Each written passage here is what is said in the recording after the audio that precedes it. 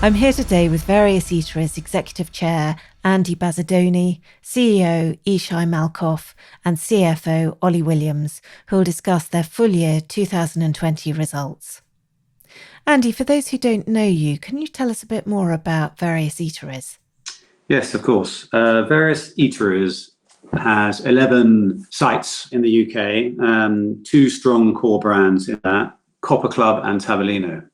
Coppa Club is a multi-use all-day venue where you can breakfast, lunch, dine, you can work, you can hire event space, you can use it as you so wish, often becomes the centre of the community it's near, and with large outdoor spaces and picturesque locations.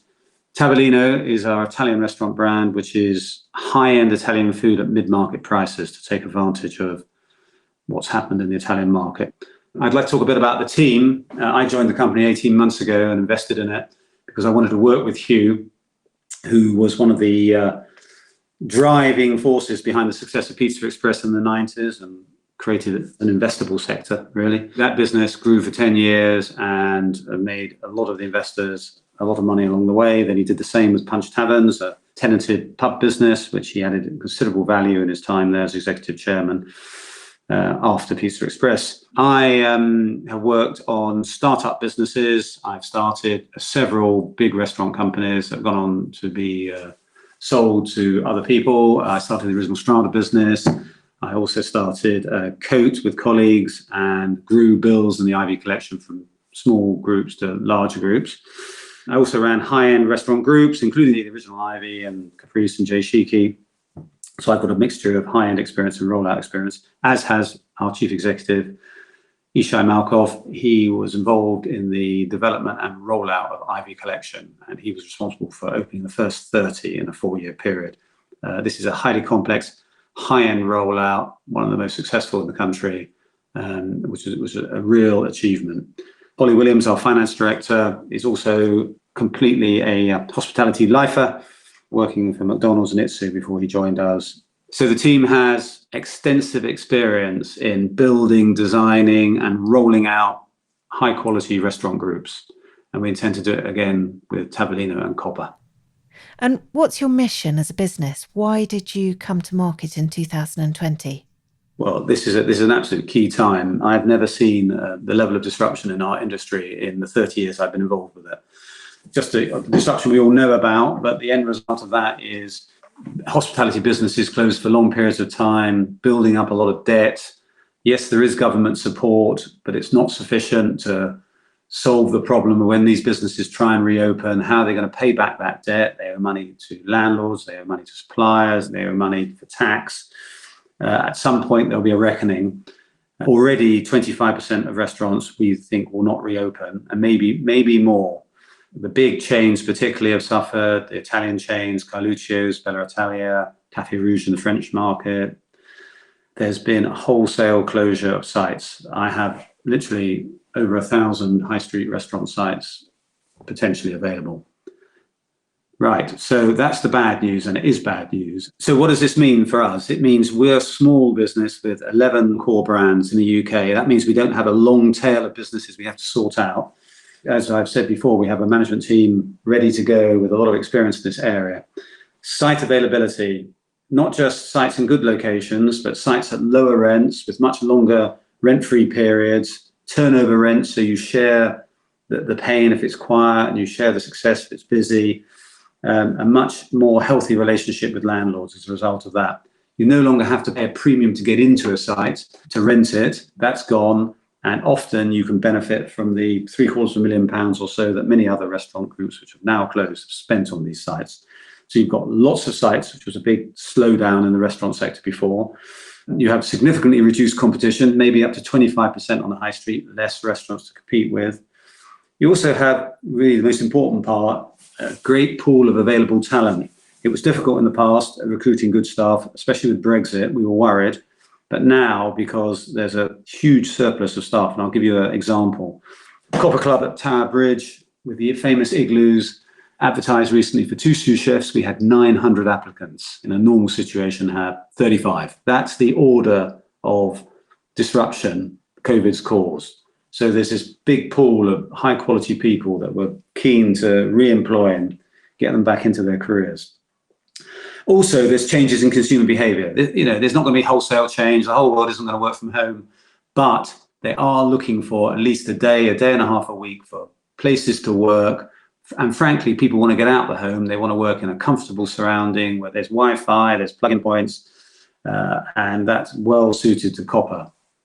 Acquisition opportunities also. There are lots of small emerging groups with great young management who are short of finance now. It's not a principal part of our strategy, but it's an important subsection. And if we find those small groups that we think we can bring the entrepreneurs on board and help them grow their business, we've got a lot of experience in that. And we think we can bring a lot to the party for that.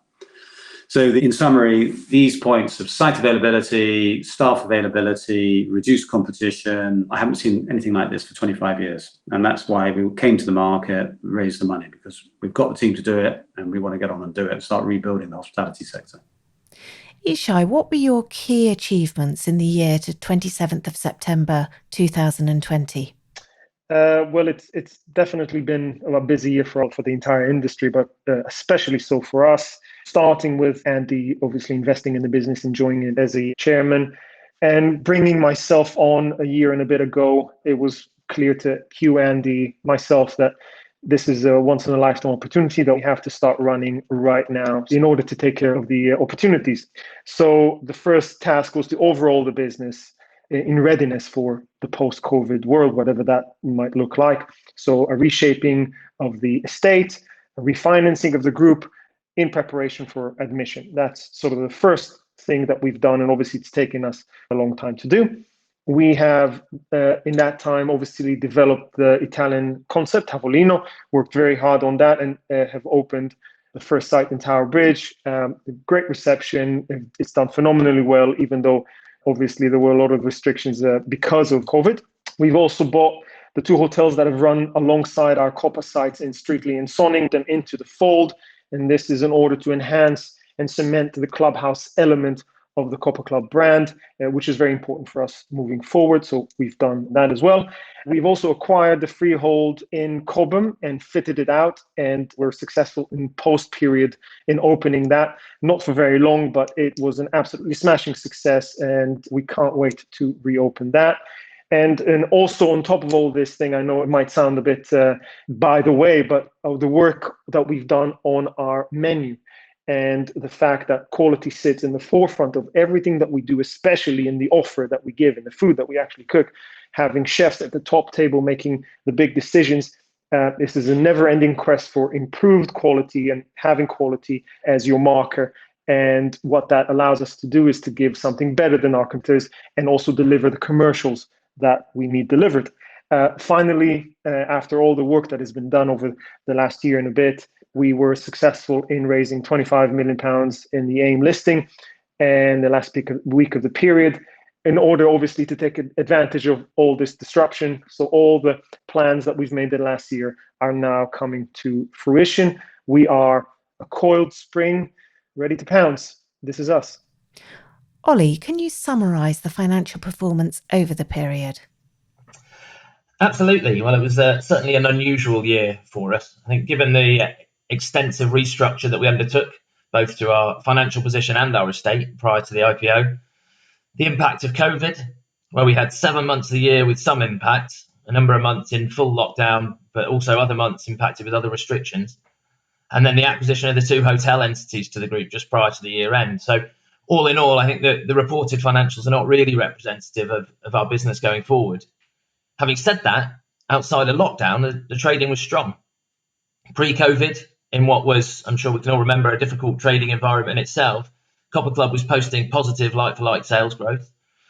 However, in the summer, it's where we really saw the strength post the first lockdown.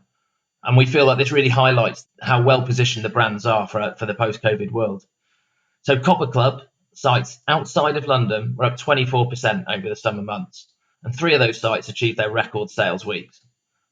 Even allowing for the support of Eat Out to help out, which in itself was partially offset by social distancing and those other restrictions, we feel those numbers really showcase the appetite for our offer. Overall, following the restructure and the IPO, we have a really strong year-end balance sheet with net assets of 32.2 million And most importantly, though I must point out that cash was received post-year end, with our IPO happening literally the week before our year end, we have the liquidity to support our exciting growth plans. So, Andy, how's the activity for the current year to date, and what's the outlook? The outlook is a lot better than the current activity, since we only really had 7 weeks of trading out of 21, and those were under severe restrictions. The outlook, though, I think is exceptionally promising. This enormous disruption and the enormous opportunities it's thrown up gives the possibility of rapid growth in a market that's not had that opportunity in the last 10 or 15 years.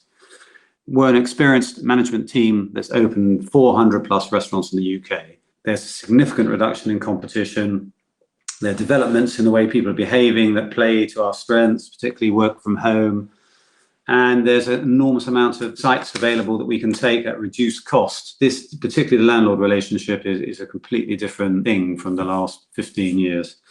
So here we are with a very strong balance sheet, strong brands, very experienced management team. We just need to get going now. We need to hear that starting whistle and we'll be off.